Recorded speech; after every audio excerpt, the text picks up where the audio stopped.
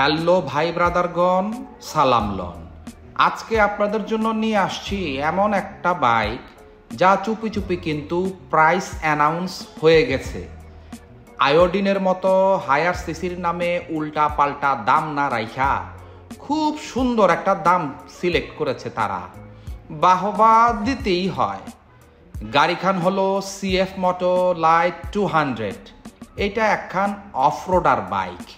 দাম রাখছে মাত্র 2,88,500 টাকা। বাজারে ইয়ামাহা WR 155 ও হন্ডা CRF L 150 প্রায় 5 লাখ টাকা বা এর উপরেও হতে পারে। হায়ার সিসির সাথে অফরোডার লাভারদের জন্য এটা কিছুটা হলেও স্বস্তি হবে। আজকে চলেন এটার শুদ্ধ ও তিক্ত দিক দিয়া শুরু করি।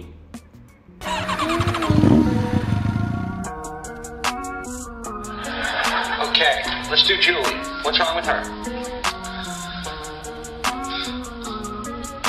She's not Rachel. বাবা হয়ে নিজের চোখের সামনে আমার নিজের মেয়ের বেইজ্জতি আমি দেখবো? হে আল্লাহ, আমার মেয়েকে তুমি বাঁচাও আল্লাহ।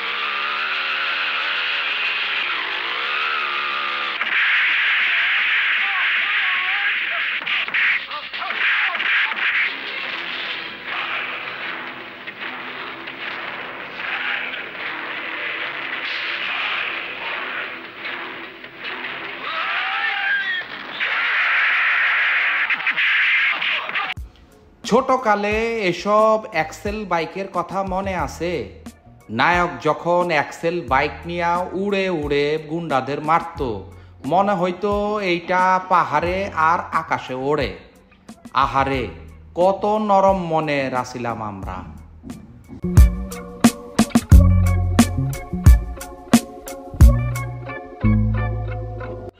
আচ্ছা, স্মৃতিচারণ পাশে রাইখা রিভিউতে আসি। প্রথমে শুরু করি এটার লুক দিয়া। সিএফ মোটো এটার বডি ডাইমেনশন এমনভাবে তৈরি করছে, এটা অফরোডার লাভারদের তো থাকবেই, সাথে বাইক লাভারদেরও মন কাড়বে।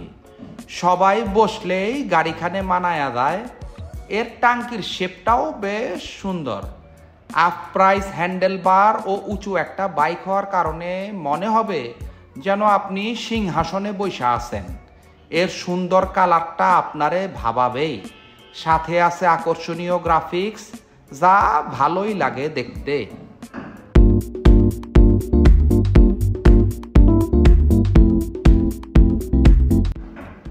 বাংলাদেশে যে ভ্যারিয়েন্ট আছে সেটা সবই হ্যালোজিন লাইট ব্যবহার হয়েছে।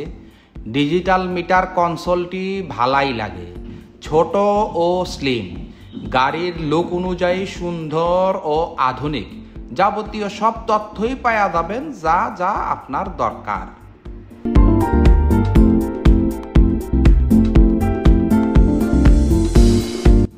এবার আসি এটার ইঞ্জিনে। ইঞ্জিনটা একখান air cooled 2 valve 4 stroke carburettor 5 gear সমৃদ্ধ একখান ইঞ্জিন। 229.5 সিসির এই ইঞ্জিন থেকে 14.2 হর্স পাওয়ার উৎপন্ন করে 7,500 RPM-এ, 16.5 Nm টর্ক উৎপন্ন করে 7,000 RPM-এ। টর্কটা যে বেশি শুনলেন তো।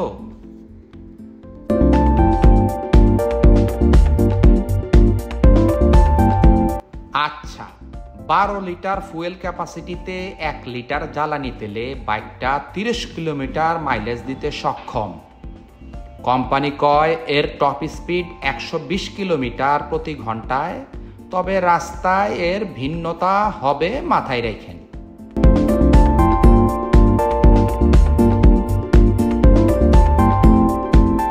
এর সামনের টেলিস্কোপিক ফর্কটা কিন্তু বেশ লম্বা, ভালোই লাগে।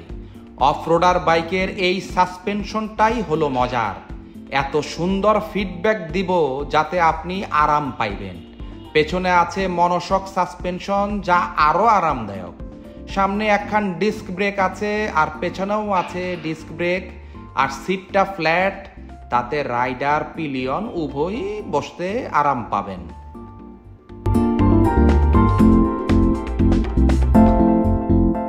এর সিট হাইট 840 মিলিমিটার আর গ্রাউন্ড ক্লিয়ারেন্স 210 মিলিমিটার। কি পরিমাণ উঁচু বুঝতে পারছেন তো?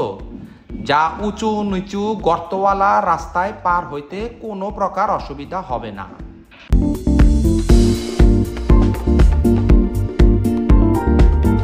বাইকখানের সামনের টায়ার সাইজ 80 সেকশনের ও পেছনে 120 সেকশনের টিউব টায়ার ব্যবহার করা হয়েছে।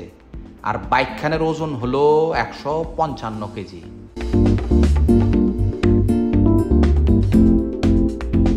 এবার আসি এর তিক্ততা নিয়ে। প্রথমেই এর লাইটগুলো সবগুলাই হ্যালোজেন লাইট, যা এই সময় আইসা খারাপই লাগে।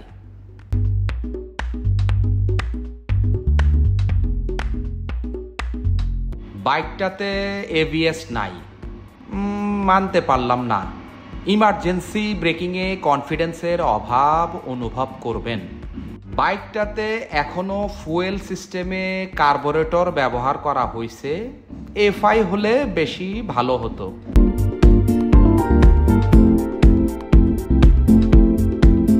বাইকখানে 230 সিসির একটা এয়ার কুলড ইঞ্জিন ব্যবহার করা হয়েছে।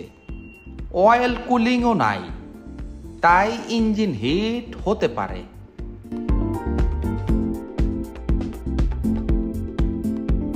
বাইকখানে 2 চাকাতেই টিউব টায়ার ব্যবহার করা হয়েছে। বাংলাদেশে নিজের বাড়ির টেবিল মনে কইরা এখানে সেখানে যেভাবে সবাই তার কাটা ফালায়া রাখে, তাতে চাকা লিক হওয়ার সম্ভাবনা বেশি থাকবে। আবার সামনের টায়ার সাইজটাও বেশ চিকন। ক্লাচটাও এখনো সেই পুরনো ধাঁচের ওয়েট মাল্টিপ্লেট ক্লাচ, যেটা একটু হার্ড, মানে পুরনো স্টাইলের আর কি।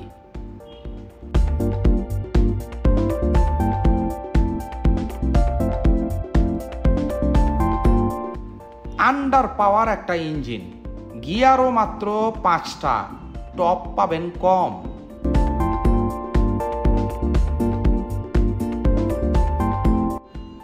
বাইকটা অফরোড হবার কারণে বেশ উঁচু।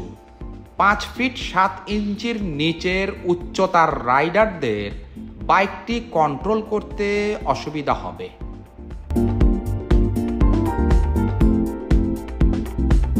এই গাড়িখানের আরও একটা তিক্ত দিক হচ্ছে গাড়িটা ইউরো স্ট্যান্ডার্ড মানের, তাই এটাতে ফুয়েল লাগে উচ্চ মানের, যেটা বাংলাদেশে অ্যাভেলেবেল এখনো না। তাই অকটেন বুস্টার ব্যবহার করতে হয়, তাতে মেইনটেনেন্স খরচ বাড়বে।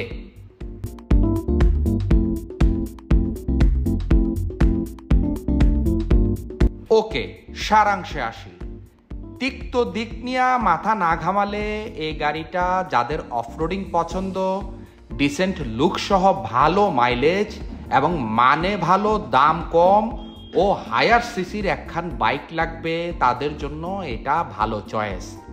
আর একটা কথা, সিএফ মোটো খালি দামটা বলছে, বাকি ইনফরমেশন আপনাদের জন্য নেটে গবেষণা করে আপনাদের জানালাম।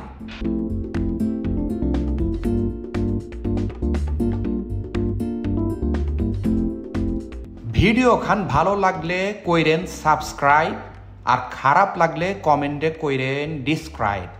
থাকবে চেষ্টা ভালো করার, করব আপনাদের স্যাটিসফাইড।